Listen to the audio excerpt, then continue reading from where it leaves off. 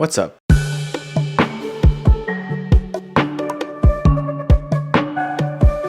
We're on episode 2 of The Slice of Life. I want to do something that I should have done in the first episode, and that's talking about the brand. More specific, what does the brand mean or stand for, the style of the brand, aesthetics and all that, and where I want the brand to go. It's been about 2 weeks since the last video, maybe a little more. I didn't know what to do with this next video till just a few days ago because I was kind of in a rut. I haven't been posted on Instagram in like almost the same amount of time, and that's because I was kind of going through a creative drought. Like what the fuck do I post on there? Because it's been a conflict of, okay, I want to brand stuff and I want to post cool things and I want to make sales, but then things are kind of shifting, and I also don't want to just always be posting stuff that's like aimed at getting sales, because then it doesn't feel real.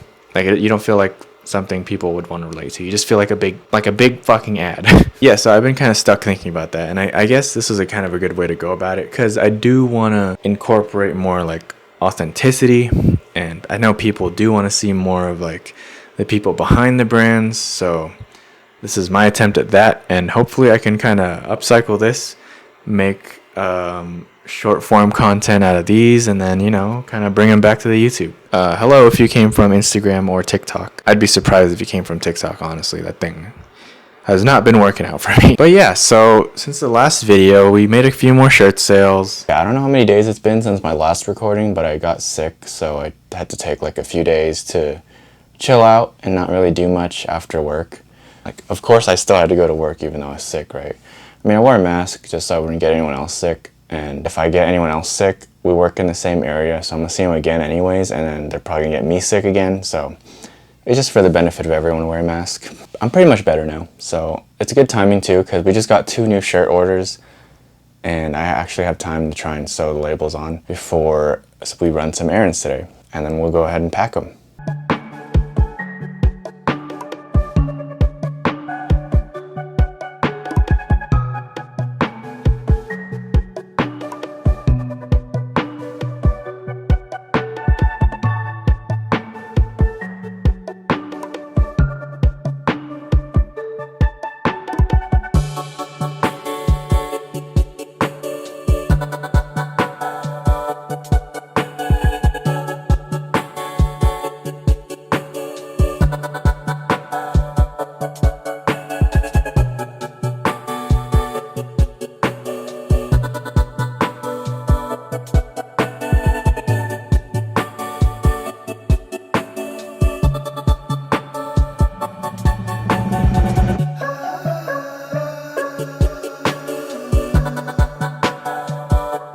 We almost sold out of the sling bag, which is really cool, but we made a lot more patch sales, and I really have to thank Scarrick for that. The little collab posts we did went a long way in terms of reaching a new audience and actually having people buy stuff. So I asked her, and I think it's okay to say that we are working on a collab. I'm not going to say anything else just because it's not, I guess it's superstition, or call it superstition or whatever you want. I just don't want to say too much before it's like almost done. Just look forward to that, and when we have solid progress, we'll probably make a post. And I am super excited for that one. Back to the video. Let me play a video behind me real quick. Oh, look who's this. Feels like I'm talking to like my niece or nephew, I'm like, oh, who's this? So I'm going to be saying things that are probably already on the Ghostn About page, but it might be a little bit updated, some new things there. So essentially I'm doing a remastered version, except unlike Nintendo, I'm not going to charge you $60 for it. So I think it started in high school, thinking about the characters I like from various media, from like games, comics,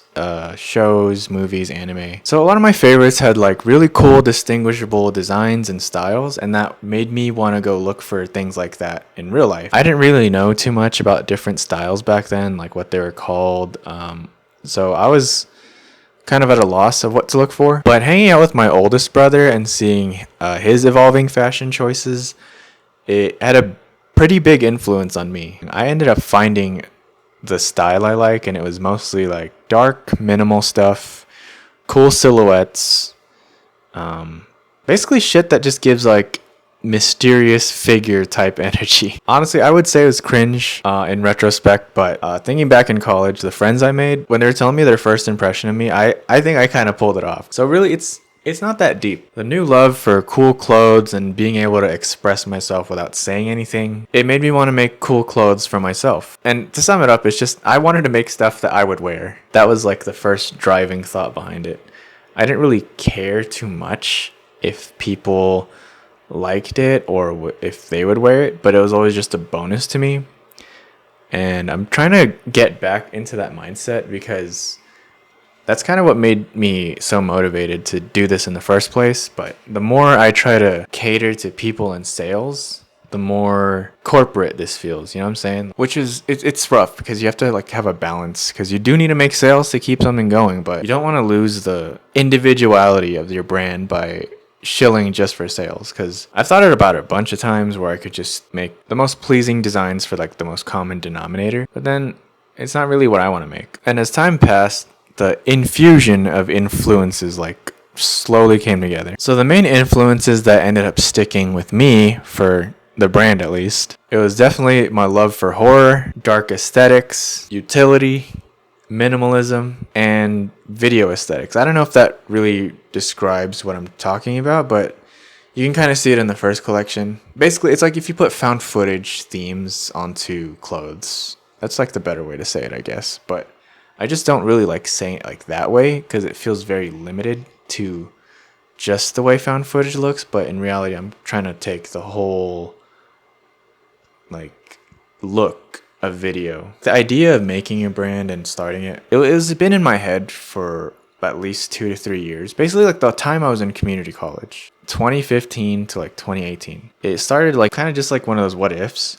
And then it slowly became more of a, I want to do this. Around the time the pandemic really kicked off, like when everyone was locking down and everything. That's about like when I took the leap and made my first design. I'm going to correct the video if this is wrong, but Ghostn was officially started around the summer of 2020. I might do a separate video talking about things I wish I did differently when I started, but you know, we're here today, so can't be that bad, but it could definitely have been a lot better. What does the brand mean or stand for?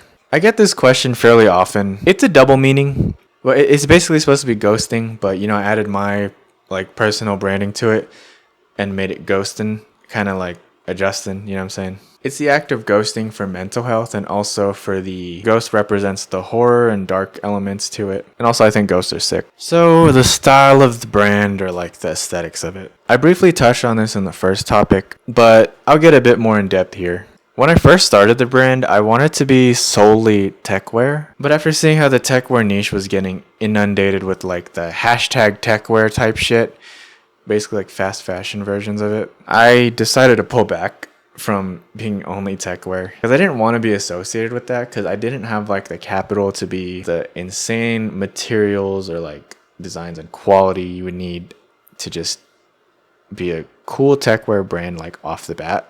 I ended up taking like the things I like about minimalism and like the utility aspects of techwear, and then I try to incorporate that with the street fashion and the horror influences I had. If I could make an equation for like the aesthetic of Ghostn, it would probably go something like this.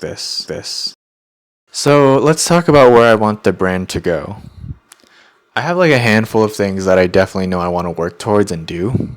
For one, I want to have physical stores, specifically in these locations: Manila, New York, LA, Tokyo, Seoul, and Guam. It's old fashioned, you know, like I definitely believe that you can do everything online, and that's totally cool. And it's definitely like more economical, but nothing really beats having like your own personal space. You can, I don't know, there's just like so much potential for what you can do in there, and it just gives them like a better feel for who you are as a brand and what you're trying to convey, because it's like another layer they get to see, you know, like how would you make this physical space look and how would your store look, shit like that. Like I really think I could pop off with like a store design. I don't know, it just sounds fun. I just like designing shit, and you know, it'd just be nice to have like a place for people in the community to gather. So one of the other things is I want to start an organization for mental health services, like helping people get those services, or at least contributing to an organization that does that, or another type of organization that I would support. Most likely going to be in mental health though. You know, as